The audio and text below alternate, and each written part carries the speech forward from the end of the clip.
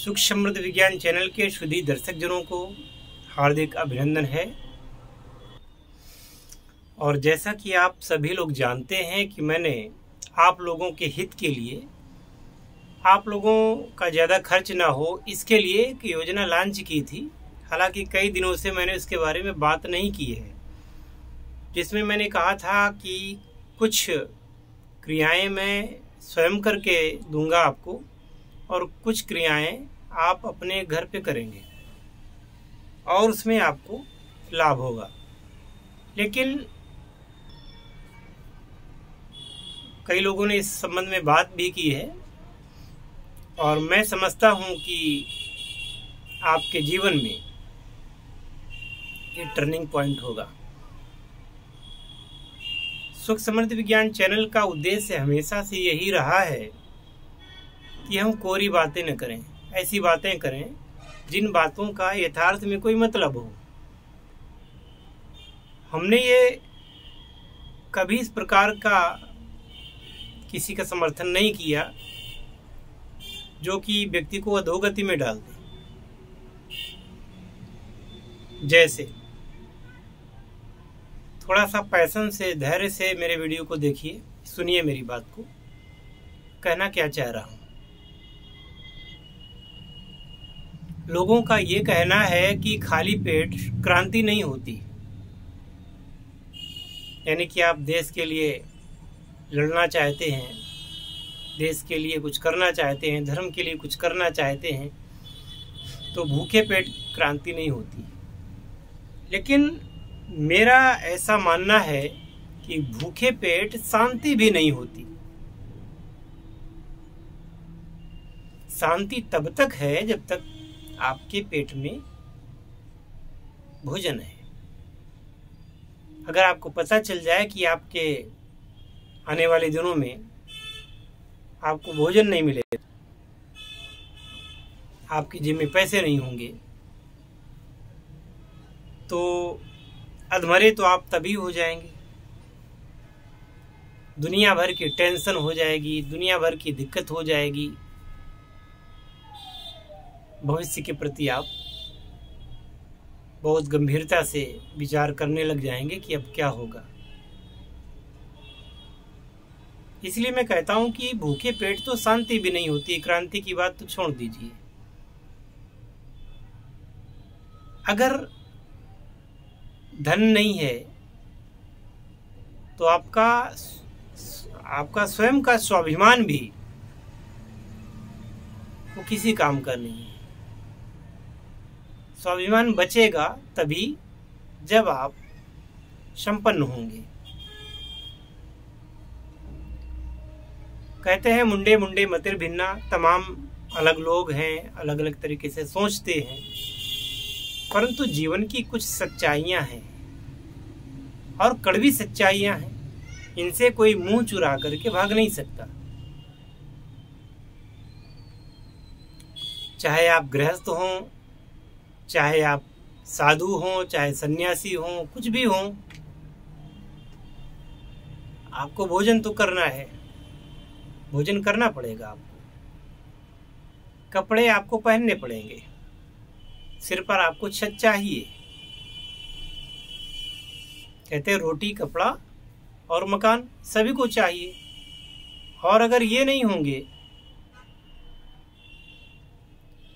तो फिर इतना निरीह, इतना लाचार जीवन होगा।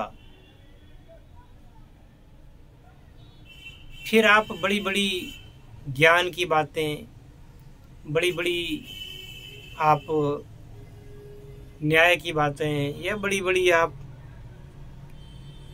क्या कहते हैं उपदेश की बातें कहते रहिए। लेकिन होगा क्या आपके साथ कि आपको खुद पर शर्म आएगी, खुद पर कष्ट होगा, सारी महानता धरी की धरी रह जाएगी। इसलिए सच्ची और कड़वी बात यही है कि आप जीवन में जितना हो सके धन को कमाएं। आप स्वयं धन कमा करके केवल अपना ही पेट नहीं भरते, अपितु अपने परिवार का भी पेट भरते हैं। आप किसी धार्मिक कोई आयोजन हो रहा है उसमें भी दान करते हैं, है ना।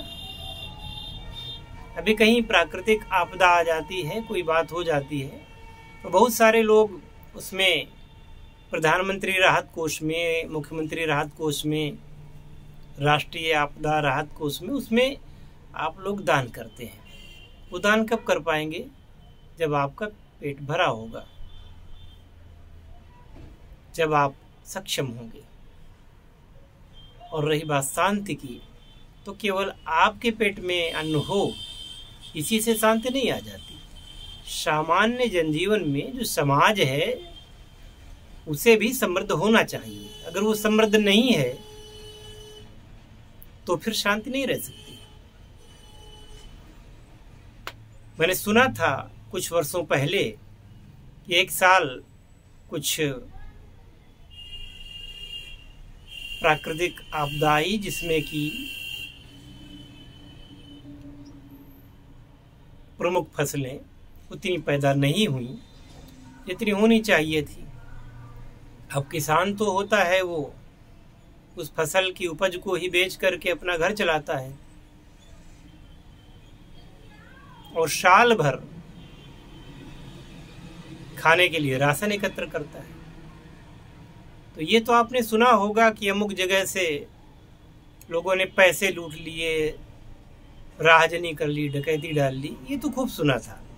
पर ये नहीं सुना था कि किसी के घर से कोई जबरदस्ती अन्न ले जाए, धान ले जाए, दालें ले जाए और गेहूं ले जाए, यानी खाने पीने की चीजों को इनकी चोरी कर ले या इसको जबरन बदमाश आकर के किसी की पूरी फसल ही ले जाए। क्योंकि रुपया तो एक मानक है, लेकिन पेट के लिए तो अन्न चाहिए, पेट के लिए तो सब्जी चाहिए, दाल चाहिए, चावल चाहिए। यही नहीं होगा, यही धन धान्य नहीं होगा तो ये रुपया पैसा किस काम का, ऐसा भी सुना था।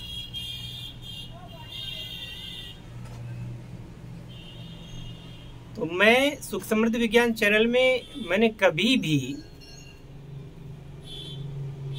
उस टाइप की बात नहीं की जैसे कि लोग सिखाते रहते हैं कि संसार असार है, जीवन मिथ्या है ना, धन हाथ का मैल है और सभी नाते रिश्तेदार ये सब पराये हैं, कोई अपना नहीं है। इस टाइप की बातें कर करके हिंदू समाज को नपुंसक बनाया गया। इस प्रकार की बात करके लोगों को निहत्था कर दिया गया।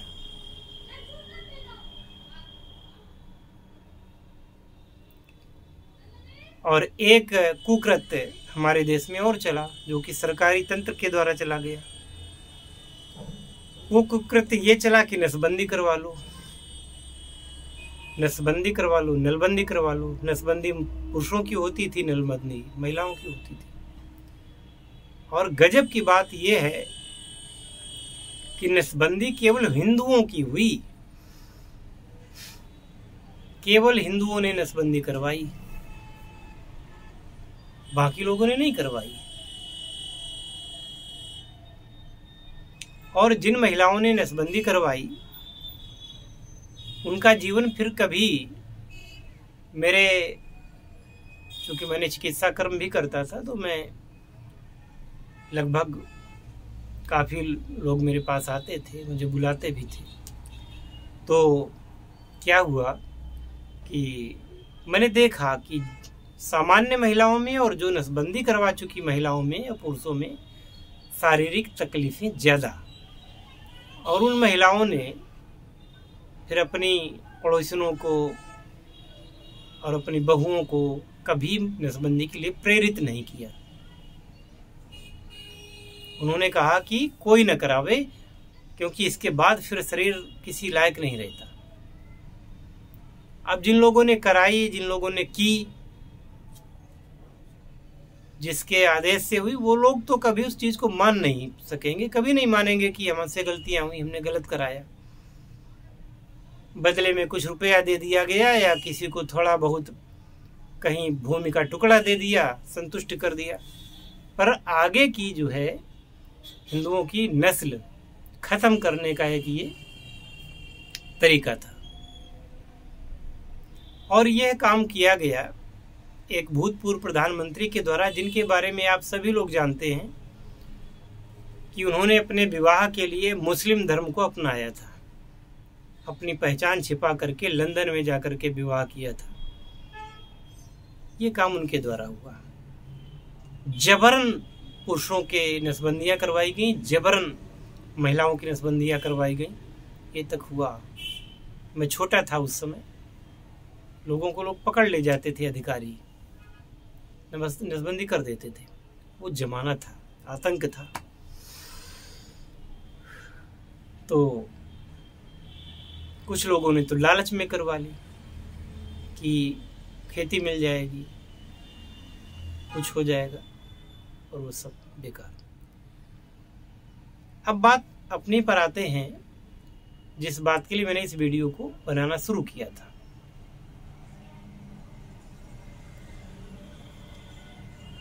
मैंने जो ये योजना बनाई थी, वो योजना सिर्फ इसलिए बनाई थी कि हर आदमी उस मूल्य को नहीं दे सकता जो मूल्य हमने निर्धारित कर रखा था स्वर्ण तंत्र के लिए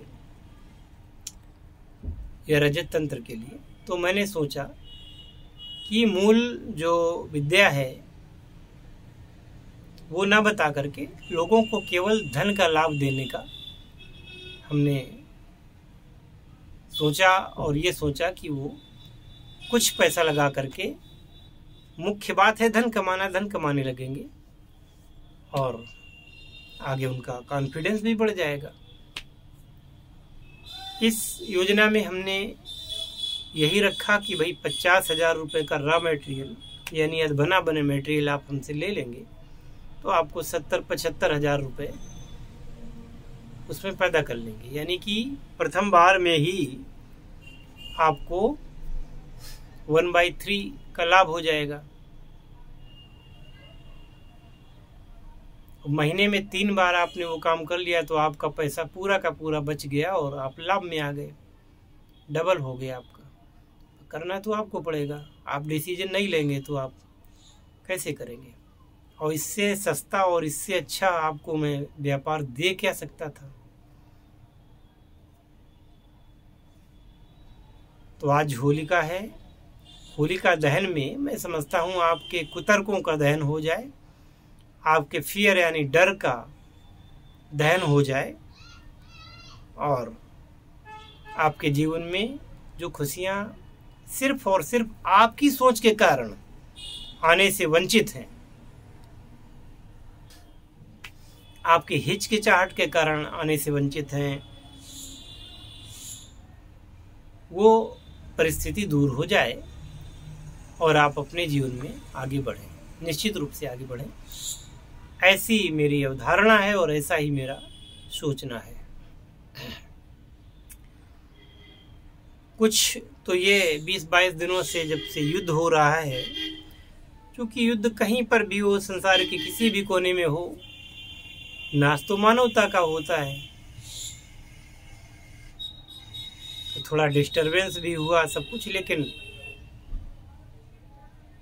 अब दोनों पक्ष मान नहीं रहे।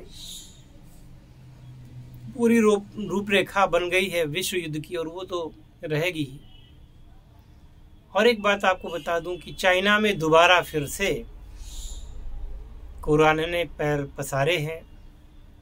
हो सकता है कि नया वेरिएंट कोई आया हो कोरोना का, और देखिए चुनाव भी हो चुके हैं, और मैं समझता हूं कि लॉकडाउन पुनः लगने वाला है। हालांकि भारत ने स्थिति को बहुत संभाल लिया, लेकिन अगर कोई नया वेरिएंट आया तो फिर आगे क्या होगा। उस समय तो आप और कोई काम करने से वंचित हो जाएंगे और काम कर नहीं पाएंगे। तो इस कार्य में अपना सहयोग स्वयं करिए। इस कार्य के लिए आप उद्यत होइए और आगे बढ़िए। जय शिव शंकर, जय भोलेनाथ, हर हर महादेव।